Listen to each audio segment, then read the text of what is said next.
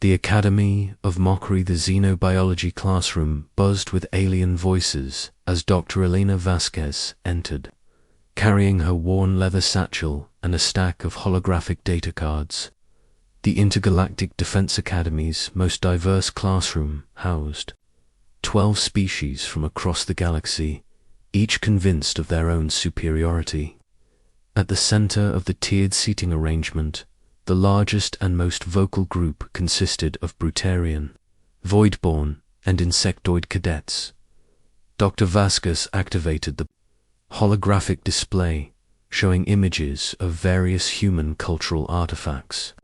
Swords, armor, and ancient battle standards flickered in the air above the classroom. She cleared her throat, preparing to begin her lecture on comparative mythology across species. Today, we'll examine how different species preserve their cultural heritage through storytelling and mythological traditions, she began, her voice steady and professional. Let's start with human mythology and their concept of legendary warriors. The first image showed a medieval knight in shining armor, sword raised against a dragon. Immediately, the classroom erupted in laughter. Cadet Thrak, a 7-foot-tall Brutarian with stone-like skin, slammed his massive fist on his desk, creating a thunderous boom that echoed through the room. "Professor, are we seriously studying human fairy tales?" Thrak's voice rumbled like grinding rocks. "Look at that tiny human trying to fight a creature 10 times his size with a piece of sharpened metal. My species crushes rocks for entertainment." Cadet Xyleth, whose ethereal form shimmered with psychic energy, floated slightly above her seat as she spoke. "My people can read minds and manipulate matter with thought alone. What could these primitive humans possibly accomplish with their crude tools and weak bodies?" The display changed to show images of samurai warriors, Viking berserkers, and modern special forces operators. Each image brought fresh waves of mockery from the alien cadets. Cadet Nyx, representing the insectoid hive mind, clicked his mandibles in amusement while his compound eyes gleamed with cruel humor. These humans create stories about warriors who never tire, who fight against impossible odds. Nyx buzzed, his voice harmonizing with itself as multiple vocal cords vibrated. "Our hive mind allows perfect coordination between thousands of warriors. These individual human fighters would be overwhelmed in seconds." Dr. Vasquez listened to the commentary without visible emotion, occasionally nodding as if taking notes on student responses. Her calm demeanor only seemed to encourage more bold statements from the cadets. "Professor," called out Cadet Viren, a sleek predatory species with razor-sharp claws. Humans seem to compensate for their obvious physical limitations by imagining themselves as mighty warriors. Is this a common psychological defense mechanism among weak species? More laughter filled the room. Dr. Vasquez pulled up another image, this one showing human special forces in modern combat gear. What about these more recent examples? Human military forces from the past few centuries. Thrak snorted, a sound like boulders grinding together. Technology cannot overcome fundamental biological inferiority. Remove their weapons and armor, and humans are just soft meat. Xyleth's psychic abilities allowed her to sense emotions, and she probed gently at Dr. Vasquez's mental state. To her surprise, she encountered something unexpected. Instead of the embarrassment or defensiveness she expected from a human being mocked, she felt something cold and controlled, like touching the surface of a frozen lake. The fascinating aspect of human warrior mythology, Dr. Vasquez continued, switching to images of ancient Spartan warriors, is how it emphasizes adaptation and psychological warfare over raw physical strength. Psychological warfare. Nix's chittering laughter filled the room. What could frighten a properly armed alien warrior? Human emotions are simple things, easily understood and exploited. Cadet Korvax, a heavily armored species that resembled walking tanks, rumbled his agreement. Humans surrender quickly when faced with superior force. We've seen this in border conflicts. They lack the warrior spirit of truly dangerous species. Dr. Vasquez nodded thoughtfully and moved to the next section of her presentation. Let's examine the concept of berserk. Humans tell stories of warriors who enter a trance-like state, becoming nearly unstoppable in combat despite physical limitations. The classroom erupted in fresh mockery. Several cadets began sharing stories they'd heard about human military forces retreating from alien conflicts.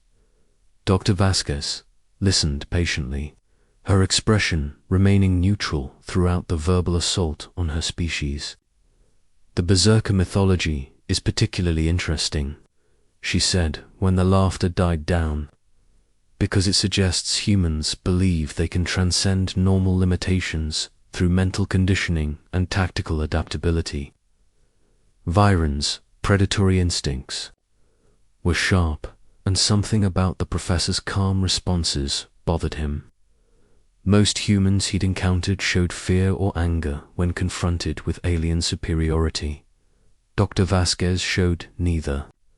Professor Viren said, his voice carrying a dangerous edge, "Have you ever witnessed human combat personally?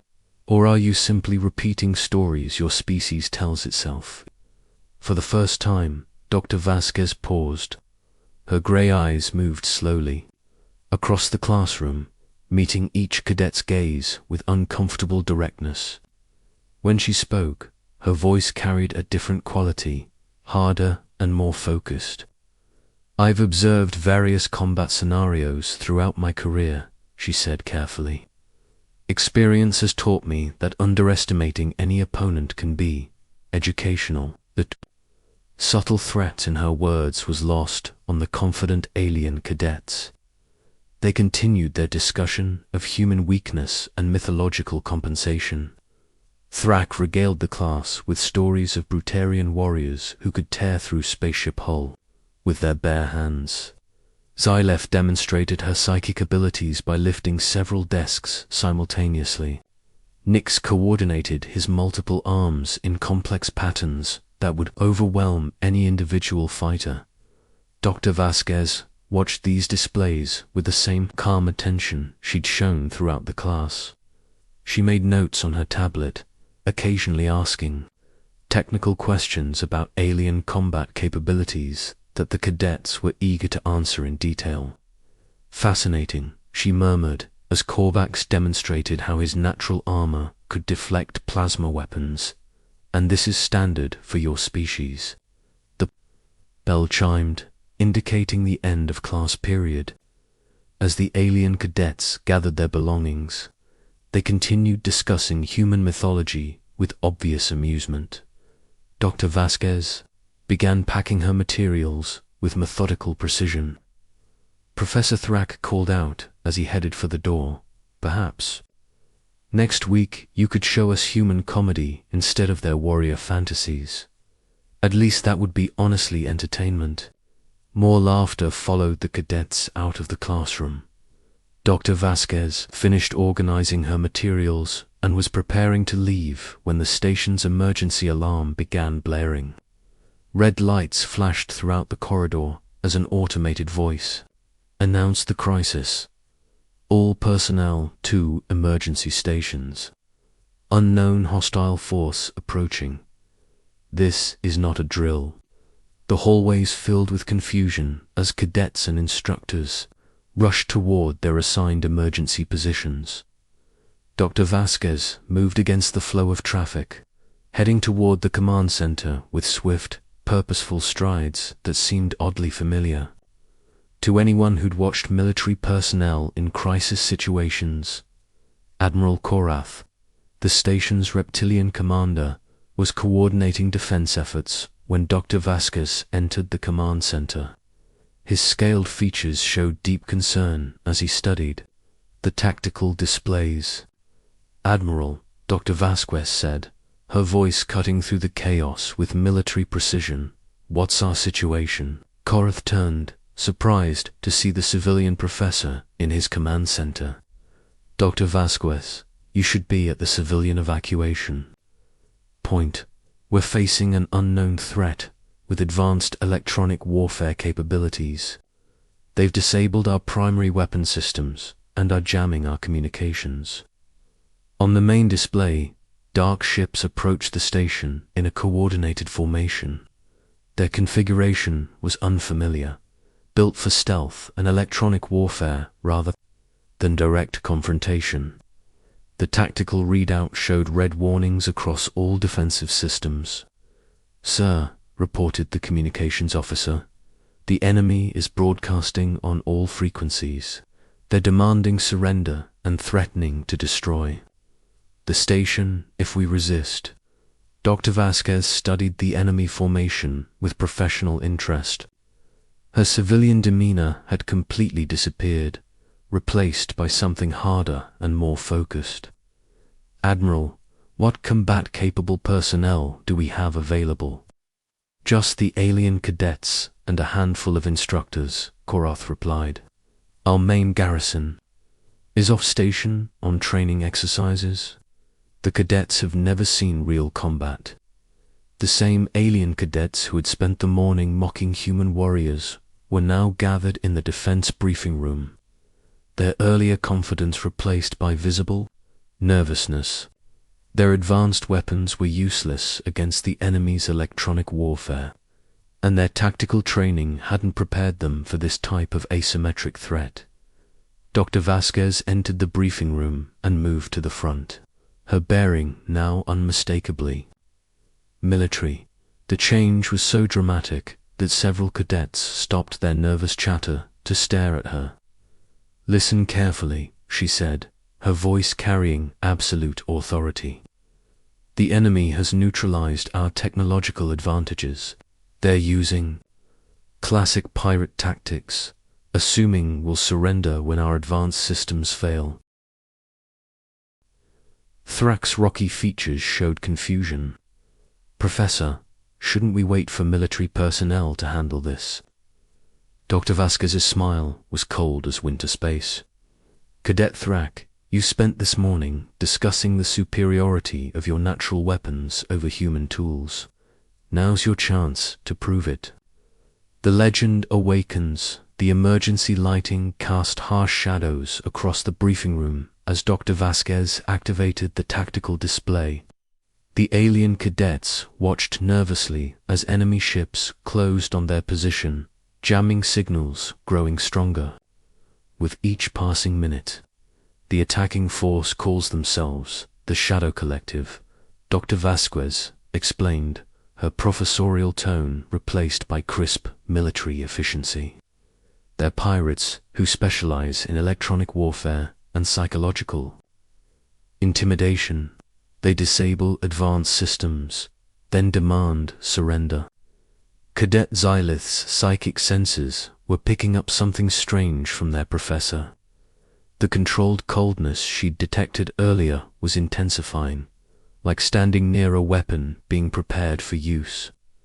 "Dr. Vasquez, how do you know so much about these pirates?" "Professional interest," she replied without elaboration. "Admiral Korath, I need authorization to take operational command of the Cadet Defense Force."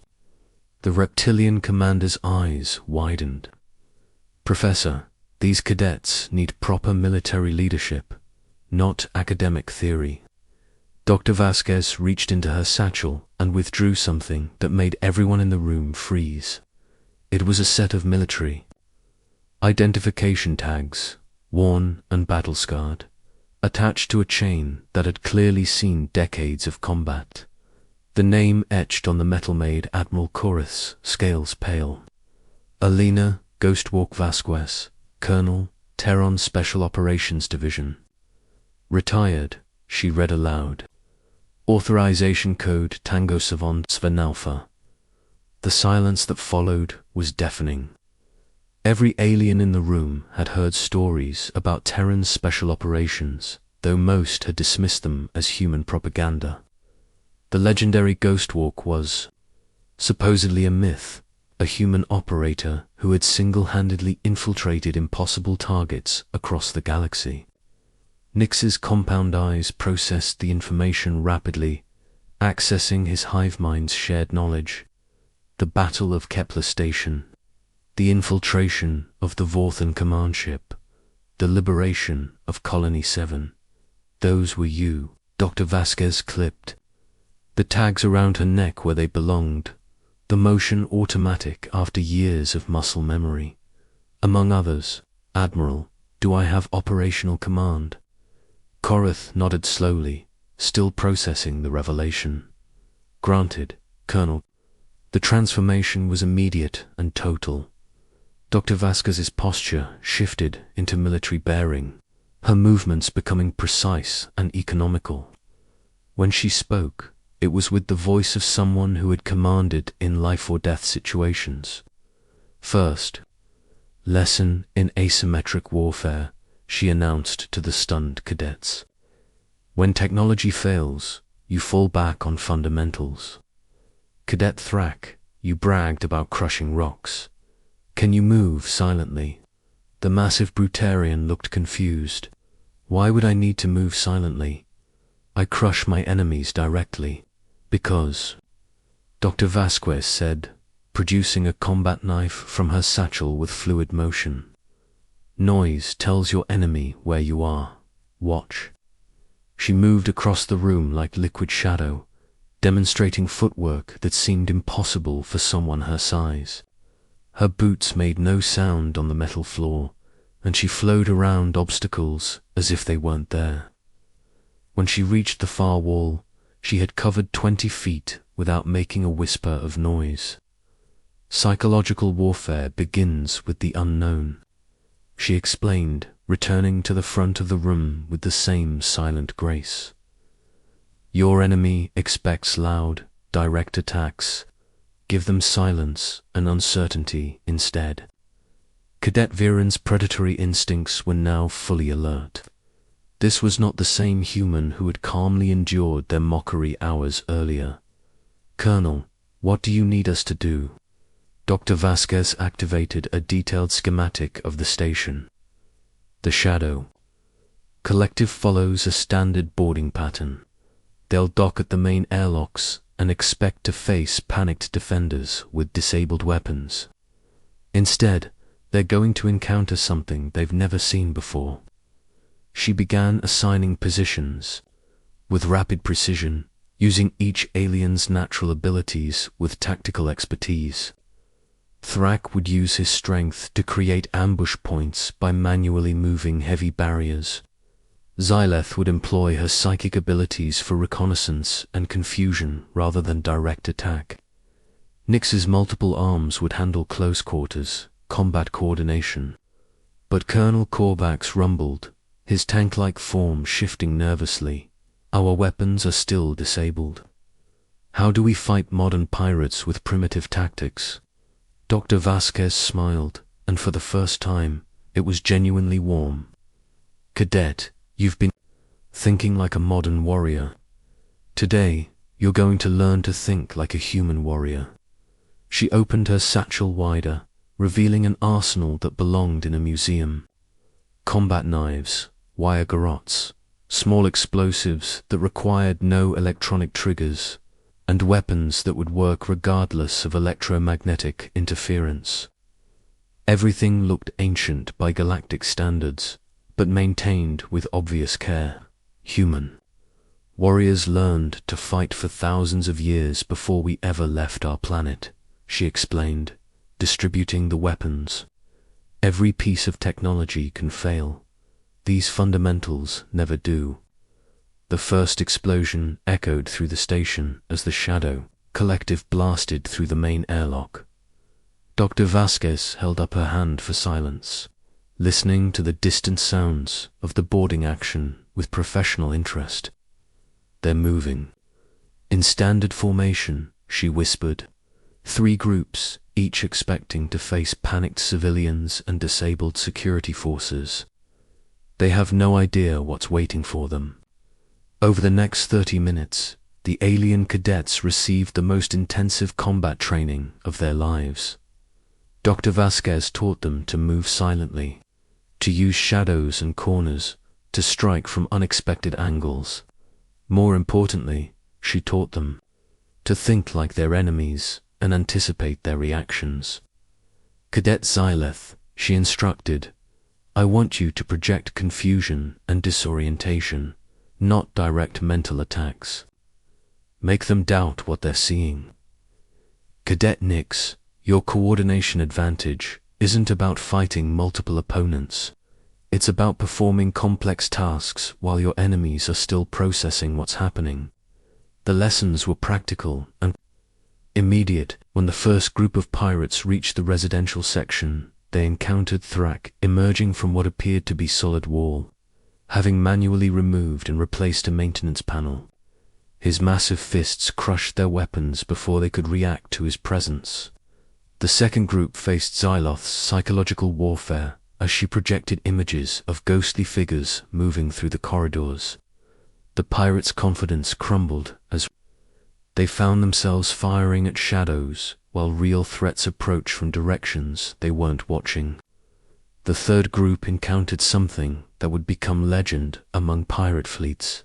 A small human woman who moved like death itself, systematically dismantling their formation with weapons they didn't understand and tactics they couldn't counter. Dr. Vasquez flowed through the enemy ranks like water through cracks, her ancient combat knife finding weak points in modern armor with surgical precision. She used the station's architecture as a weapon, turning corners into killing grounds and straight corridors into trap zones. This is impossible, gasped the pirate commander as he found himself surrounded by alien cadets who had learned to fight like humans. You're just academy students. Cadet Thrak's rocky features split in a grin that would have terrified his morning self. We learned from a legend. The battle was over in less than 2 hours. The Shadow Collective, who had terrorized the sector for months, surrendered rather than face more of the nightmare tactics they couldn't understand or counter. Their advanced ships meant nothing against opponents who fought with principles older than space flight. In the aftermath, as station security processed the captured pirates, the alien cadets gathered around Dr. Vasquez with expressions of newfound respect and understanding. She had returned to her civilian clothes, but the military bearing remained. Colonel Nix asked quietly, "Why did you let us mock human warriors this morning?" Dr. Vasquez smiled, and this time it held warmth and genuine amusement. Because you needed to understand something important. Every species has legends and stories about their greatest warriors. The difference is, humans don't just tell those stories, we live them. She gestured to the cadets, who were still processing their own performance in the battle. Each of you discovered something today that your species' mythology probably talks about. The moment when training becomes instinct, when individual abilities become part of something larger. Thrak nodded slowly, his earlier arrogance replaced by thoughtful respect. Our stories speak of the great harmony when Brutarian warriors move as one despite our individualistic nature. And we have legends of the unity trance, Xyleth added, when multiple psychics merge their abilities for purposes greater than any individual mind. Dr. Vasquez packed her ancient weapons back into the worn satchel. Every species creates legends because legends represent the potential we all carry. Humans learned long ago that the difference between a legend and a story is simple. Legends are true, even when they seem impossible. She headed for the door, then paused, and Admiral, tomorrow's xenobiology class is going to be very different. I think we'll discuss the legends of Brutarian stone singers, voidborn dream warriors, and insectoid battle harmonies. Every species has stories worth telling. As Dr. Elena Ghostwalk Vasquez walked through the corridors of the Intergalactic Defense Academy, she smiled at the sounds of alien cadets practicing human combat techniques. Tomorrow, she would teach them about their own legends. Today, they had learned that legends walk among them in every species, waiting for the right moment to step out of the stories and into reality. The mockery had ended. The real education was just beginning. Asterisk.